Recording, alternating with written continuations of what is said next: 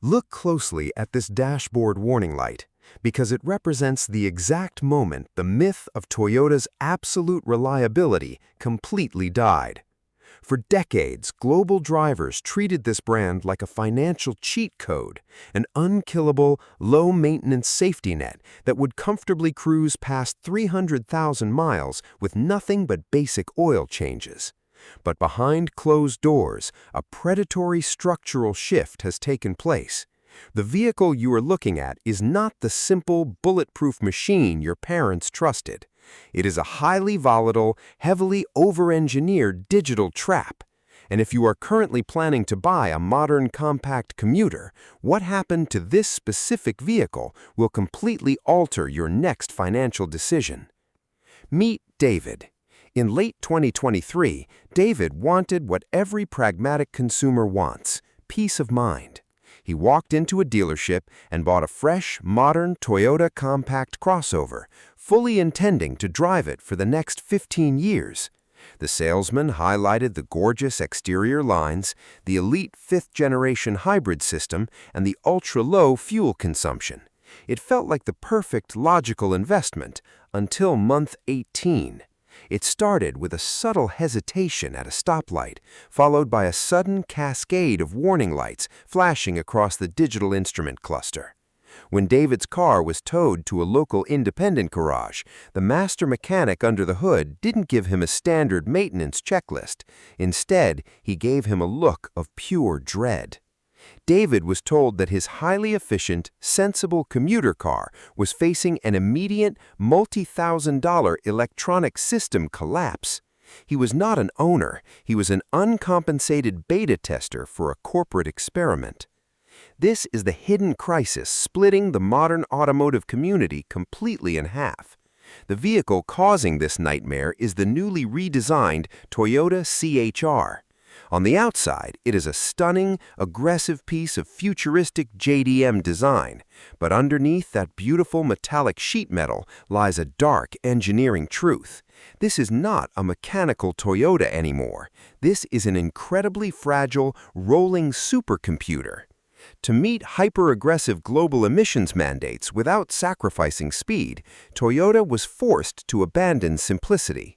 They packed this compact engine bay with a high-voltage lithium battery network, highly sensitive inverter assemblies, and dual electric motors synchronized by a highly complex electronic control unit. Here is the exact financial trap that the promotional brochures will never show you. When these complex hybrid configurations are operating within their factory warranty, the ownership experience is seamless.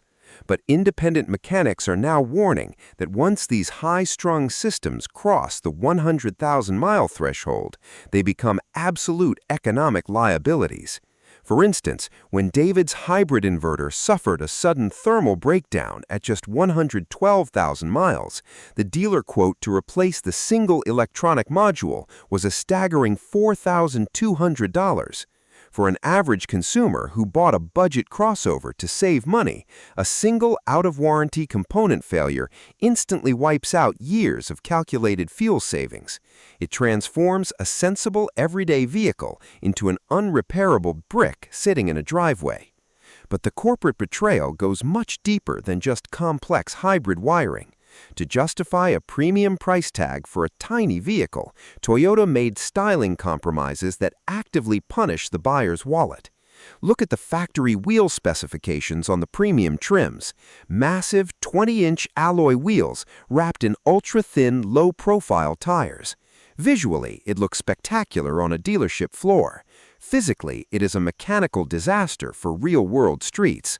Thin, low-profile tires offer virtually zero cushioning against structural potholes and rugged pavement.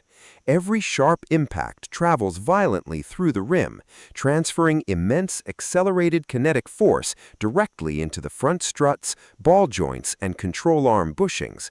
A standard commuter car should cost pennies to maintain, but this specific wheel setup forces premature suspension rebuilds that regularly cost owners over $1,100 before the vehicle even reaches its fifth birthday. Combine that structural strain with the introduction of modern, flush-fitting electronic door handles.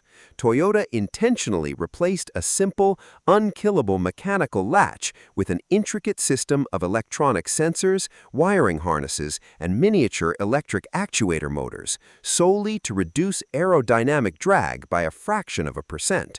But ask any mechanic who works in freezing winter climates or high moisture environments what happens to a motorized handle over time. The internal plastic gears strip, the sensors corrode from road salt, and the system fails completely.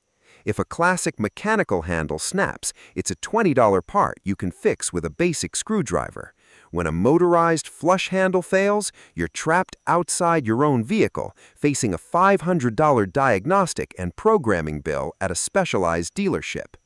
This mechanical inflation brings us to the ultimate hidden conspiracy, the real reason why Toyota completely discontinued and banned the CHR from the North American market while continuing to push it aggressively across Europe and Asia.